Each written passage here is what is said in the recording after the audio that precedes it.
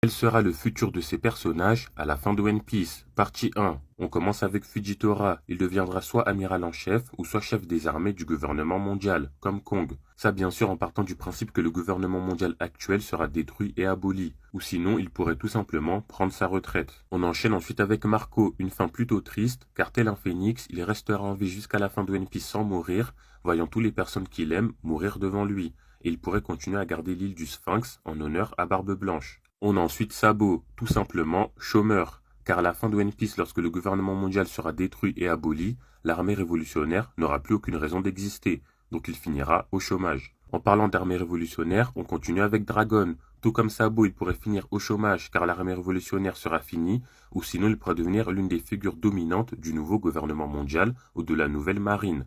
Akainu, pour lui, il n'y a que deux options selon moi. Soit il meurt, soit il finit en tant que rebut de la société. Il n'y a pas d'autre solution. Dracul Mihawk, soit il meurt pour céder son titre à Zoro, soit il cède le titre mais ne meurt pas et retourne sur East Blue pour chasser des pirates random. Akagami no Shanksu, tout simplement le GOAT, le roi, le big boss de One Piece. C'est triste à dire, mais il va mourir. Je veux pas, mais ça va arriver.